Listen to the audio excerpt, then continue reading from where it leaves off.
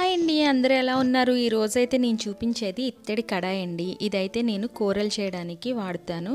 దీనిలో వేపుళ్ళు కూడా చాలా ఈజీగా చేసుకోవచ్చండి. అడుగంటడం కానీ మాడిపోవడం కానీ అలాంటిదైతే ఉండట్లేదు.